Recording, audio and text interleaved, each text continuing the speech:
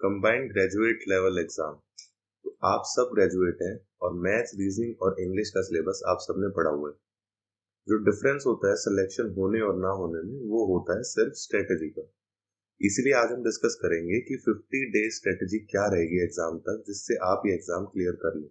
But specially ये वाला जो सेशन है, ये टायर 1 कैसे क्लियर करना है उसके ऊपर रहेगा। और ये कोई हाइपोथेटिकल नहीं है, कोई मजाक नहीं है। 50 दिन में ये एग्जाम क्लियर किया जा सकता है। 2018 में जो मेरा फर्स्ट अटेम्प्ट था, मैंने ये एग्जाम लगभग 40-50 डेज में ही तैयारी करके दिया था और क्लियर भी कर लिया। अब क्या बिगिनर क्लियर कर सकते हैं? हाँ, बिगिनर क्लियर कर सकते हैं 50 दिन में, क्योंकि सब ग्रेजुएट हैं। जैसे कि मैंने कहा, आप सब ने वो 10th तक का मैथ्स और इंग्लिश पढ़ी हुई है, रीजनिंग पढ़ी हुई है, जो इस एग्जाम में पूछे जाने वाली है। बस एक ही चीज है जो आपने 10th तक नहीं पढ़ी होगी, वो है जनरल अवेयरनेस। लेकिन ट्रस्ट मी, उसमें सबका ही स्कोर बहुत कम रहता है और उतना स्कोर बहुत कम तैयारी में लेना पॉसिबल है, वो हम डिस्कस करेंगे बाद में कैसे। तो हम स्टार्ट करते हैं कि सबसे पहले टायर 1 का एग्जाम पैटर्न क्या है। जैसे कि मैंने बताया, रीजनिंग आती है 25 questions, general awareness 25 questions, quantitative aptitude जो कि मैथ्स है 25 क्वेश्चंस और इंग्लिश कॉम्प्रिहेंशन 25 क्वेश्चंस। यानी एक बात तो आप समझ लीजिए, किसी एक सब्जेक्ट से प्यार में मत पढ़िए। यानी अगर आपको मैथ्स अच्छा लगता है तो सारे दिन मैथ्स करने से आपका एग्जाम नहीं क्लियर होगा। आपका एग्जाम क्लियर होगा मैक्सिमम क्वेश्चंस ठीक करने से। और उसके लिए आपको आसान आसान जो क्वेश्चंस हैं वो गलत नहीं करने हैं, चारों ही सेक्शंस में। तो अब आ जाते हैं कि क्या वो स्ट्रेटजी है जिससे आप टायर 1 क्लियर कर सकते हैं 50 डेज में। सबसे पहला काम आपको करना है क्या, 3 मॉक टेस्ट देने हैं आपको। इजी, डिफिकल्ट और मॉडरेट, तीनों में अपना स्कोर चेक करना है। उसके बाद आपको सेक्शन वाइज अपना स्कोर 50 में से तीनों टेस्ट में क्या था वो तीनों के नीचे लिख लेना है। उसके बाद हम करेंगे सेक्शनल एनालिसिस। सबसे पहले हम एनालिसिस करेंगे इंग्लिश कॉम्प्रिहेंशन। तो पहले आप ये देखो कि आपके मार्क्स 40 आउट ऑफ 50 से ऊपर आ रहे हैं या नहीं आ रहे हैं। अगर आपके मार्क्स 40 से ऊपर आ रहे हैं तो आपकी तैयारी अच्छी है और बाकी जितनी भी तैयारी की जरूरत है वो बाद में जब आप मॉक टेस्ट देंगे उससे हो जाएगी। मैक्सिमम स्कोर 40 से 50 जो आ सकता है वो आपका आ जाएगा उतने मॉक देने से। लेकिन अगर किसी का स्कोर 40 से कम आ रहा है तो ट्रस्ट में इंग्लिश में 40 तक एक हफ्ते में पहुंचा जा सकता है। आपको इंग्लिश के कोई लेक्चर्स नहीं करने हैं, आपको पूरी डिटेल्ड एनालिसिस या कोई किताब पढ़ने नहीं बैठना। बहुत ही बेसिक इंग्लिश आती है इस एग्जाम में, जिसमें कि सबसे इजी कुछ पार्ट्स हैं, जैसे कि कॉम्प्रिहेंशन एक आती है। एक पैसेज दिया होता है और उसी में से क्वेश्चन पूछे गए हैं, उनके आंसर आपको देने। अब जिसकी इंग्लिश बहुत ही टूटी फूटी भी है ना, वो भी उस कॉम्प्रिहेंशन को समझ सकता है और उसमें से वो आंसर कर सकता है। बस जरूरत है कि आपको ध्यान से पढ़ना है कि क्या पूछा गया है, गलती नहीं करनी, सिली मिस्टेक नहीं करनी। ऐसे ही एक्टिव पैसिव वॉइस एक टॉपिक है जो कि बहुत आसानी से प्रिपेयर हो सकता है। इसमें 2-4 ही रूल्स होते हैं बस, इसको ढंग से प्रिपेयर करें, इसमें गलती ना करें। डायरेक्ट इनडायरेक्ट स्पीच, इसमें थोड़े रूल्स ज्यादा होंगे, लेकिन कुछ घंटों में सारे रूल्स पढ़े जा सकते हैं। थोड़ी बहुत प्रैक्टिस करने के बाद 1 या 2 दिन में यहाँ कोई गलती नहीं होगी। ये एक ऐसा टॉपिक है जिसमें हाई एक्यूरेसी रहती है, यानी आपके गलत होने के चांसेस बहुत कम होंगे थोड़ी सी प्रैक्टिस के बाद। ऐसे ही जम्बल्ड अप सेंटेंसेस, इंग्लिश नहीं भी आती है ना तो भी सेंस मेक करने वाले सेंटेंस को अरेंज करना बहुत आसान होता है, बस थोड़ी सी प्रैक्टिस करने के बाद। तो ये 4 सेक्शन अगर आप कर लेंगे ना, आप देखेंगे कि 25-30 तो आपका स्कोर आराम से क्रॉस हो रहा है।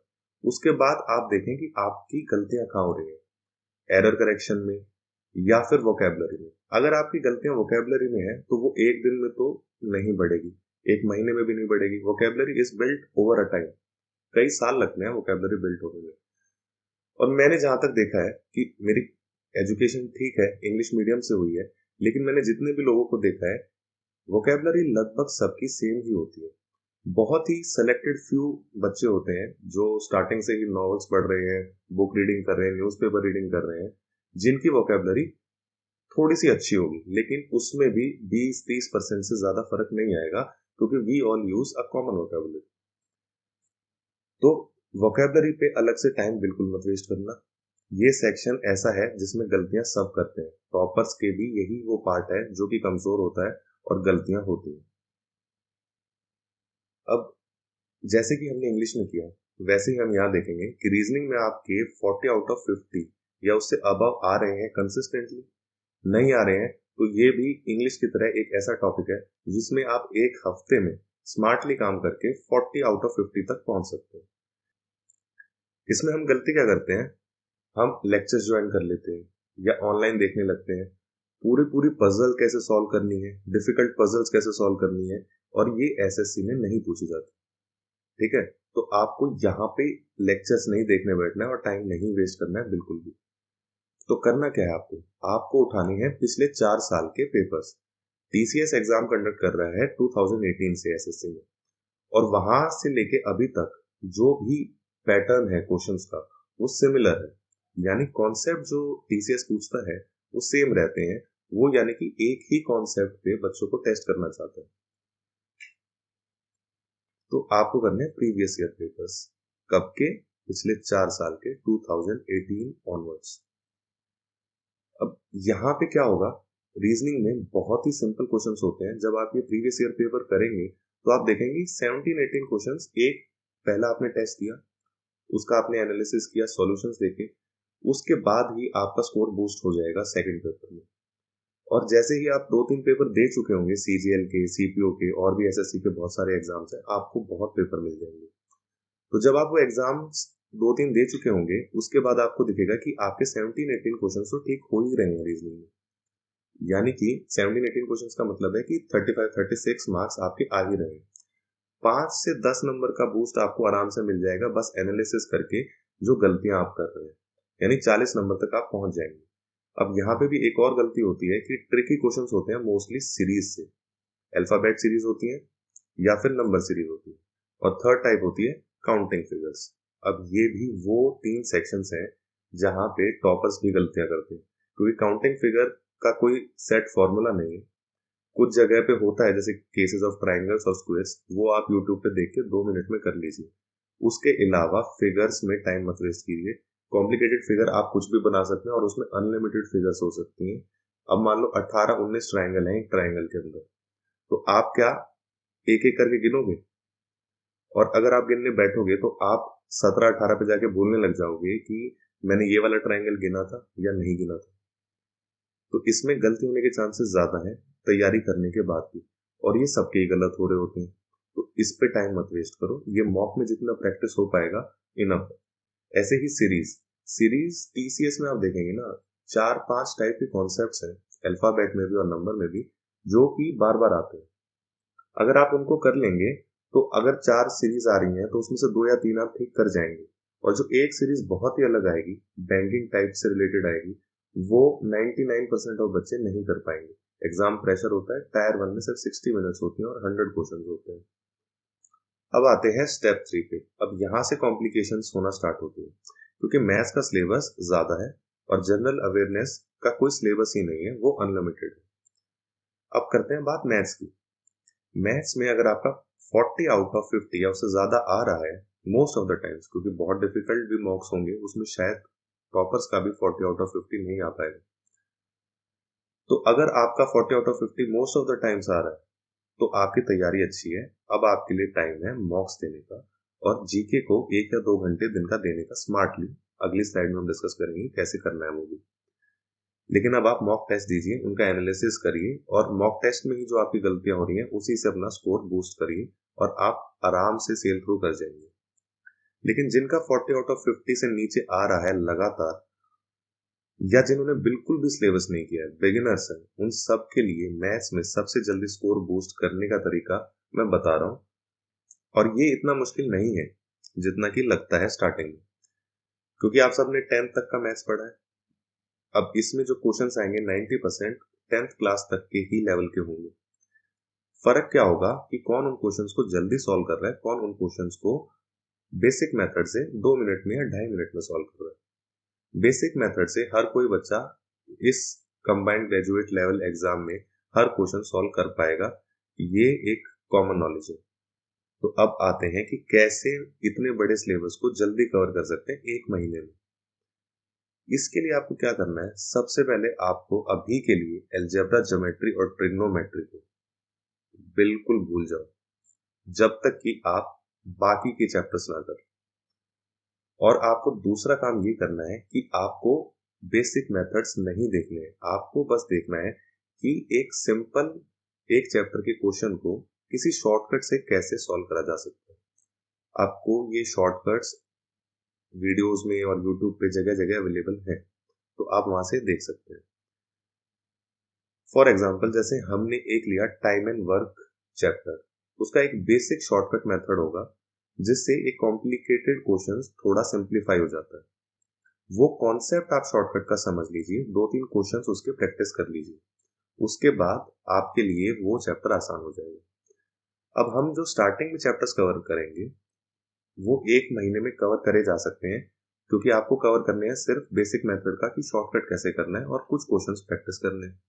इसमें ज्यादा टाइम नहीं लगेगा। इन चैप्टर्स का सिलेबस भी लिमिटेड है, इनमें कॉन्सेप्ट्स और फॉर्मूलाज भी कम ही है। तो ये कौन से चैप्टर है? सबसे पहले नंबर सिस्टम। ये सीक्वेंस में सबसे पहले मैंने लिखा है क्योंकि इसको रिवाइज करे बिना बाकी चैप्टर्स करने में प्रॉब्लम आएगी। हालांकि इसका सिलेबस बाकी सारे ही नीचे दिए हुए चैप्टर से थोड़ा ज्यादा होगा, लेकिन इसको जितनी जल्दी खत्म करेंगे उतना ज्यादा आपके लिए हेल्पफुल है। इसके बाद आएंगे टाइम एंड वर्क। ये एक ऐसा चैप्टर है जिसमें एक ही शॉर्टकट है, उससे most of the question solve हो जाएंगे। वो शॉर्टकट मैंने भी अपने चैनल पे डाल रखा है, आप देख सकते हैं। फिर नीचे हाइट एंड डिस्टेंस, ये भी कुछ ही घंटों का चैप्टर है, इसमें कोई फॉर्मूला भी नहीं है। इसमें बेसिक आपको साइन 30, 60, 90, 45 इन सब की वैल्यूज पता होनी चाहिए जो आपने 10th में याद करी थी, और उससे ये सारा चैप्टर सॉल्व हो जाएगा आपका। अब आते हैं नीचे परसेंटेज।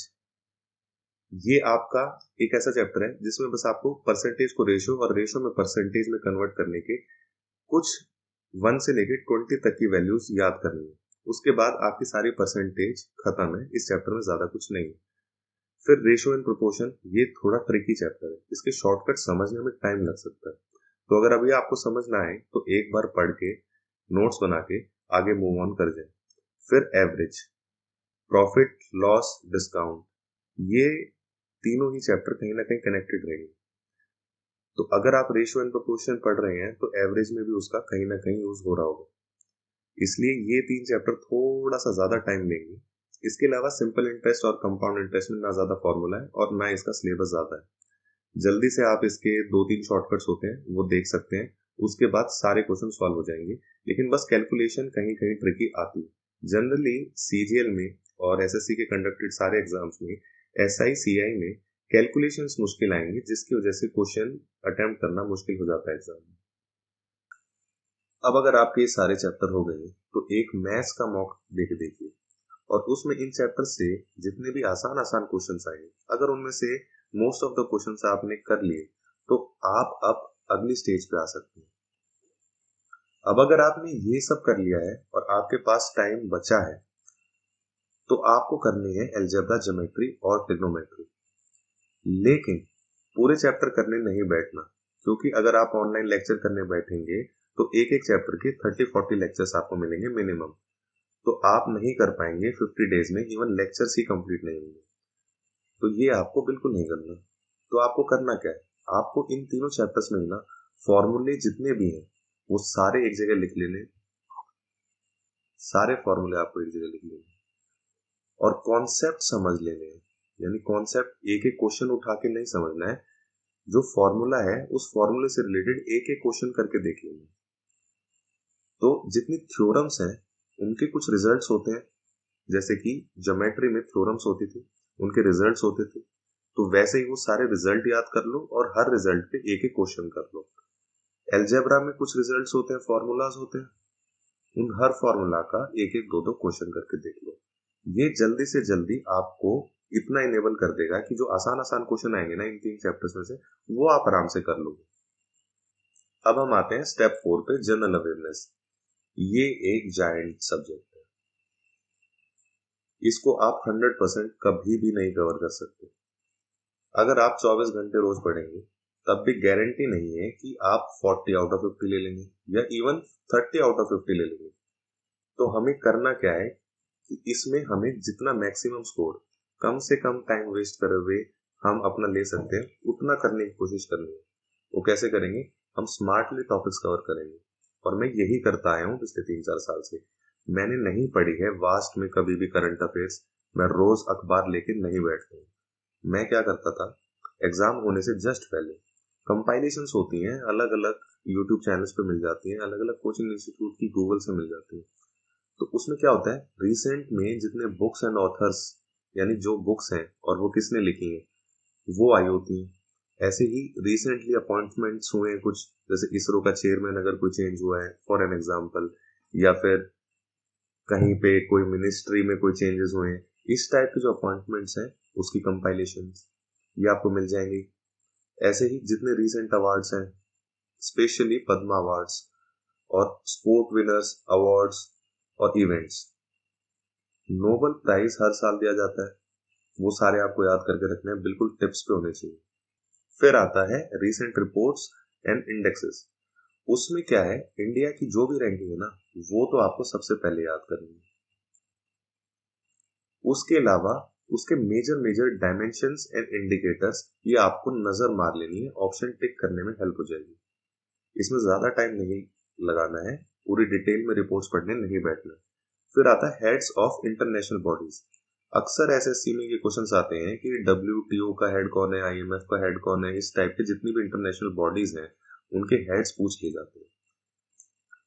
फिर prime minister and presidents of neighbouring countries, chief ministers and governors of states and union territories of India, और important festivals, dances and monuments of India. इसमें क्या होता है, जैसे फेस्टिवल्स हैं, अलग अलग स्टेट्स के फेस्टिवल्स हैं, डांसेस हैं, खास करके जो क्लासिकल डांसेस हैं वो कौन से स्टेट से हैं, ये सब आपको याद कर लेना है। इसमें बस एक ही पेज में सारी चीजें कवर हो जाएंगी आप। फिर वेरियस गवर्नमेंट बॉडीज और उनके हेडक्वार्टर्स कहाँ हैं और उनके हेड्स, जैसे कि हमने ऊपर डिस्कस किया। और एक चीज जो आजकल बहुत ज्यादा प्रोमिनेंट चल रही है, क्लाइमेट कॉन्फ्रेंसेस। अब क्लाइमेट चेंज एक ही बहुत हॉट टॉपिक है, कुछ ना कुछ इससे रिलेटेड चल ही रहा होता है। तो रिसेंट में न्यूज़पेपर में जो भी चीजें आई हुई हैं, जैसे पेरिस क्लाइमेट ट्रीटी चल रहा है या कुछ और चल रहा है, तो वो इम्पोर्टेंट इम्पोर्टेंट जो कॉन्फ्रेंसेस कहाँ हुई हैं और उसका क्या डिस्कशन का टॉपिक था, वो सब आपको देख लेना एक बार। अगर इतना भी हो गया ना आपका, और आपके पास आपको लगता है और टाइम है, तो एक बुक आती है लूसेंट, क्योंकि जनरल अवेयरनेस में ये रीसेंट एक्टिविटीज को छोड़ के जो सिलेबस में है वो है सारे सब्जेक्ट्स जो आपने 10th तक पढ़े, history, geography, polity, science and tech, economics, सब कुछ। अब ये एक एक बुक लेके पढ़ने बैठेंगे तो ये यूपीएससी की तैयारी हो जाएगी पूरी की पूरी, और आपको 1 1.5 साल 2 साल देना पड़ेगा। शॉर्ट तरीका क्या है, लूसेंट में कुछ ही पेजेस में समरी है वो सारी चीजों की जो कि एग्जाम से रिलेटेड रेलिवेंट है। तो उन सब के सेक्शंस, खासकर ज्योग्राफी पहले करें, हिस्ट्री लास्ट में करें, पॉलिटी पहले करें, साइंस एंड टेक करें, फिर इकोनॉमिक्स करें और लास्ट में हिस्ट्री करें, क्योंकि हिस्ट्री बहुत बड़ी है। ये सब करने के बाद लास्ट स्टेप है मॉक टेस्ट प्रैक्टिस करनी है। जितना टाइम बच जाए ऊपर वाले 4 स्टेप्स करने के बाद आपको मॉक्स देने, सारे दिन बैठ के मॉक्स दो। लोग कहते हैं 2 के बाद थक जाते हो, नहीं थकते। जिन्हें सिलेक्शन लेना है वो लोग इतनी जल्दी नहीं थकते। मैं दिन में 4 भी देता था, 5 भी देता था। लेकिन सिर्फ मॉक टेस्ट नहीं देने, मॉक टेस्ट के साथ आपको ये भी ध्यान रखना है कि जो भी मॉक टेस्ट आप प्रैक्टिस कर रहे हो ना, उसमें आपको ये देखना है वो क्वेश्चंस कौन से थे जो कि आप ठीक कर सकते थे लेकिन आपने किसी ना किसी वजह से गलत कर दिए। उसका कॉन्सेप्ट क्या था और वो गलती आपने क्यों करी, ये देखना है। लेकिन अगर कोई ऐसा क्वेश्चन है जो कि कॉन्सेप्ट अलग था और वो कॉन्सेप्ट आपने पहली बार देखा है, तो उसे कॉपी में नोट डाउन कर लो, क्योंकि वो आप दोबारा गलत करोगे अगर रिवाइज नहीं किया। ये गलती मैंने बहुत की है। अब आपको क्या ध्यान रखना है कि जब भी आप मॉक टेस्ट दें तो लास्ट में जब आप उसका एनालिसिस कर रहे हैं तो आपको देखना है कि जो कॉन्सेप्ट आया था वो आप एग्जाम में आपको याद था कि वही कॉन्सेप्ट यूज करना है। क्या वो सिल्ली मिस्टेक थी? सिल्ली मिस्टेक्स हो जाती हैं, थोड़ी बहुत सबकी होती है, लेकिन क्या कॉन्सेप्ट की गलती थी? फॉर्मूला कुछ और लगाना था, आपने कुछ और लगा दिया। अगर रिजल्ट कुछ और था लेकिन आपको लगा कि ये नहीं, दूसरा रिजल्ट है और इस वजह से आपका आंसर गलत आ गया, तो आपको रिवीजन की जरूरत है। आप अपनी चीजों को, जो आपके नोट्स हैं, जो चीजें स्टेप 1 2 3 4 मैंने बताई, उनके जो आपके नोट्स हैं उनको बार बार रिवाइज करो, ताकि फॉर्मूला गलत नहीं लगाना। ये वाली गलती अगर आप करेंगे तो आपका आंसर भी ठीक नहीं आएगा और आप टाइम भी वेस्ट कर चुके होंगे। एंड अगर आप ये 5 स्टेप्स ऑनेस्टली फॉलो कर लेते हो नेक्स्ट 50 डेज, दिन में अच्छा खासा टाइम डेडिकेट करते हो, जितना भी टाइम आपके पास सोने के अलावा बचता है, आप अगर सिर्फ पढ़ रहे हो तो आपका टायर 1 तो आराम से निकल जाएगा। टायर 1 में जो स्कोर लेना होता है वो सिर्फ और सिर्फ इंग्लिश, मैथ्स और रीजनिंग से भी बच्चे ले लेते हैं, क्योंकि ये तीन मिला के 150 मार्क्स है। 130, 132, 137 ये कट ऑफ रहती है। बच्चे 150 में से 140 भी ले लेते हैं, और वो तीनों का सिलेबस डुएबल है विद इन 30 डेज 40 डेज। तो 50 डेज तो मोर देन इनफ है कॉन्फिडेंट फील करने के लिए एग्जाम में जाने से पहले कि हाँ आपका रेगुलरली मॉक्स में इतना स्कोर आ रहा है और आज आप एग्जाम क्लियर करने होंगे। तो अगर आपको लगता है ये वीडियो आपकी हेल्पफुल रही है, ये स्ट्रेटेजी आपके काम आ सकती है, तो सब्सक्राइब कर लो। इस चैनल पे आपको और भी अपडेट्स एसएससी से रिलेटेड जो भी होंगे वो रेगुलरली मिलते रहेंगे। नीचे टेलीग्राम का लिंक भी दिया हुआ है डिस्क्रिप्शन पे। कोई भी अपडेट आप मिस ना करें, इसलिए टेलीग्राम चैनल को भी ज्वाइन कर लें। वहाँ पे सारे पीडीएफ्स और नोट्स भी मैं डालता रहूंगा और शॉर्टकट्स भी मैं डालता रहूंगा। Thanks for watching.